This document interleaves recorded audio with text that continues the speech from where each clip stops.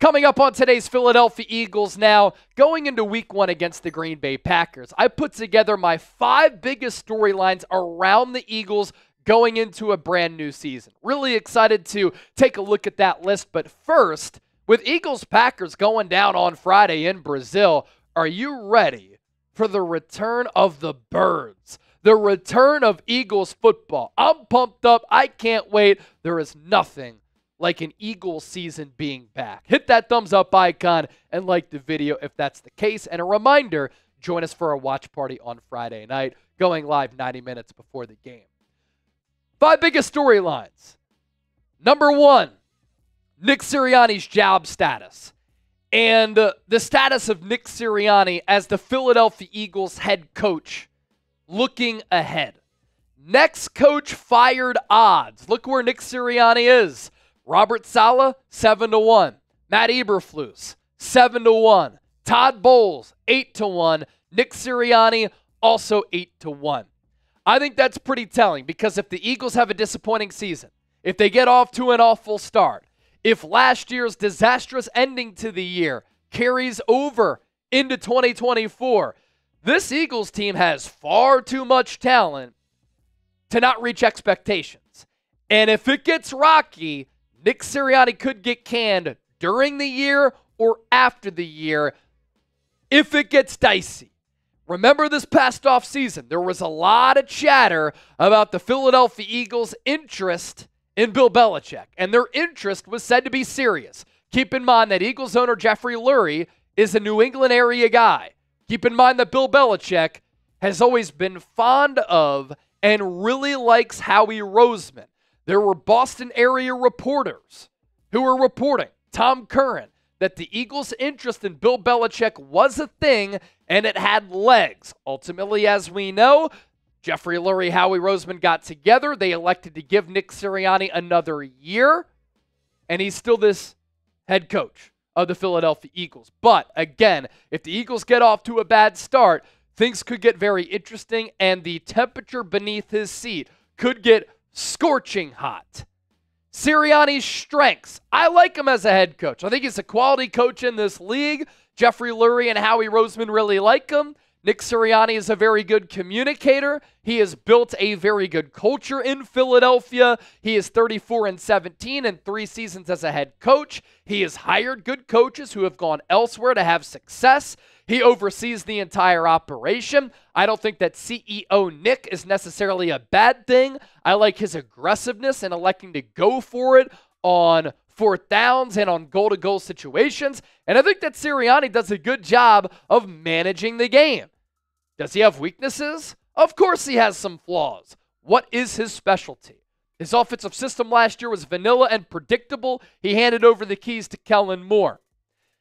There was a lack of creativity and innovation on the offensive side of the football a year ago. That's why teams knew what was coming, and that's why the Eagles were so lackluster at the end of last year offensively, even with a lot of talent.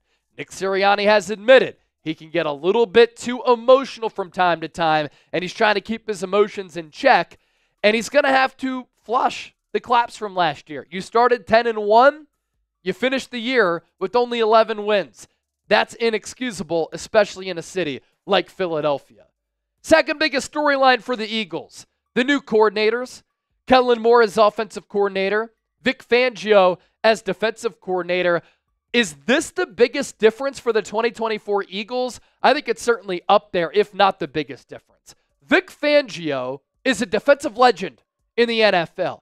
His scheme was the scheme for a generation of football in the National Football League. And I just think that Philadelphia is going to be a far better coached team, and that leads to less mistakes, less frustration, more execution, and better overall play, but also maximizing players and putting them in a position to succeed.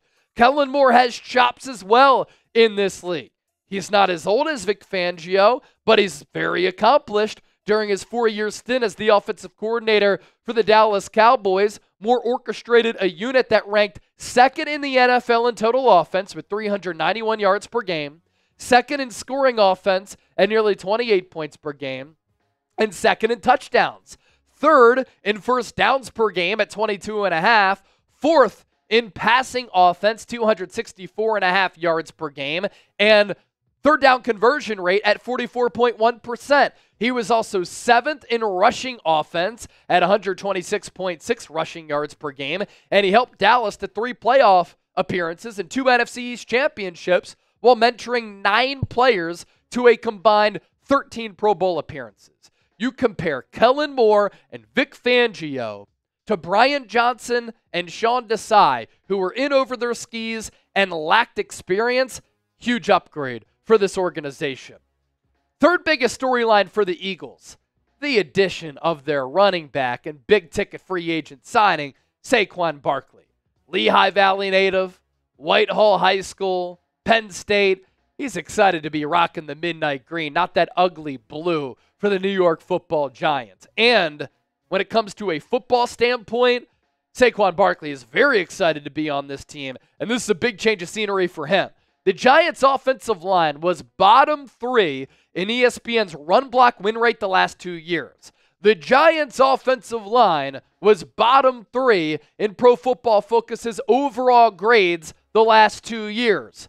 Where did the Philadelphia Eagles rank the last 2 years during that time frame? They have been top 3. Saquon Barkley has never had a good offensive line. He has a good offensive line. He's never had a good quarterback playing at a high level. Jalen Hurts is a good quarterback capable of playing at a high level. Saquon Barkley has never been on an offense with the likes of A.J. Brown, Devontae Smith, Jahan Dotson, and Dallas Goedert. And now he has a good play caller on top of that. I think that Saquon Barkley is due for a monster season. What is your biggest storyline going into 2024? Part of why I love this show is your feedback and you being able to share your thoughts down in the comment section. So do that right now. Today's Eagles Now, sponsored by our friends at Game Time. What time is it? Game Time. Make sure you download the Game Time app for free, create an account for free, and when you use the code CHATSPORTS, CHATSPORTS, you get $20 off your purchase. Terms apply. First purchase only. Game Time offering the best seats at the lowest price guarantee. See the view from your seat before you buy so you know exactly what to expect when you arrive. You can access tickets from your phone. Game Time picks, their curation makes it easier to save more on sports, concerts, comedy shows, theater, and more. The all-in pricing tool, I suggest you toggle this because it shows you your total up front with no surprise fees at checkout. You get a panoramic view from your seat in the app before you buy, and their lowest price guarantee. If you find a lower price on another ticketing app, Game Time will credit you 110% of the difference. If you want to go to an Eagles game this year, you can certainly do that. Plenty of tickets available. So one more time, download the Game Time app, create an account, use the code CHATSPORTS, CHATSPORTS. Terms apply, first purchase only. We'll put that link down below in the comment section and in the description of today's Eagles Now. Coming in at number 4, can Jalen Hurts bounce back? And a lot of the Eagles' success this year hinges on Jalen Hurts returning to his 2022 form. Now, when you look at his numbers from last year, they weren't all terrible. He threw for more yards. He threw for more touchdowns. But the attempts went up. And he did have a worse year. There's no doubt about that. He really struggled against the blitz. I do think that was an offensive system problem, game planning problem, where he had no safety valves, no checks, no hots. But you look at his numbers from 2022, the completion rate was really good at 66.5. He threw for 3,700 plus yards. Yards per attempt also was up. And the touchdown to interception ratio was a lot better. He made better decisions in taking care of the football. What was a theme throughout Eagles training camp this past summer? He didn't throw a pick until the final day of training camp. He went more than 300 attempts without turning the football over. So he's always excelled with throwing the deep ball. He also looked, I thought, a lot faster and more nimble during training camp as compared to last year when he was just moving really slow. So you combine better coaching, better play calling, a better system. I think it's going to help out Jalen Hurts, a really good running back in the backfield in Saquon Barkley, all these complementary weapons. I think the defense is better this year than it was last year, which makes the offense's job in turn a lot easier. And I just think Jalen Hurts is hungry to prove that he was worthy of that lofty contract extension that he signed last offseason. Lastly, this is very weird for people who've watched the Eagles for a long time. This is a new era without Jason Kelce and Fletcher Cox. Jason Kelce had been a member of the Eagles since he was a 6th-round pick out of Cincinnati in 2011. And he put together a marvelous career, the best that any center has put forward in the history of this organization. 6-time first-team All-Pro, 7-time Pro Bowler, a Super Bowl 52 champion, and he was in the NFL for 13 years. He became synonymous with the city of Philadelphia, part of the fabric for the city of Philadelphia. On and off the field, he exemplified what it's like to be an Eagle, what it's like to be a member and a citizen and a part of this city. Like, he is synonymous with this city forever. And every Eagles game day, especially with his consecutive games played streak, which was well over 100 when his career was over, we were so used to seeing the number 62 call out what the defense was doing, snapping the ball to the quarterback. That's no longer. So it's going to be weird to see an Eagles team without 62 leading the charge on the offensive side of the football.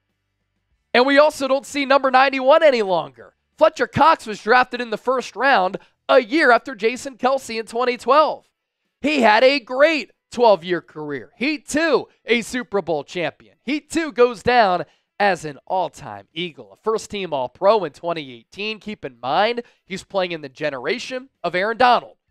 And he was still an elite player, a 3-time second-team All-Pro. He made it to the Pro Bowl 6 times. He, like Jason Kelce, always available, always very durable, and Fletcher Cox could dominate games by his lonesome. He's not quite the folk legend, right, to use a funny term of Jason Kelce, but widely respected in this city and a fan favorite and a great, great player. If you enjoyed today's show, I want you to give me a real one down below in the comment section right now. Appreciate all of your support.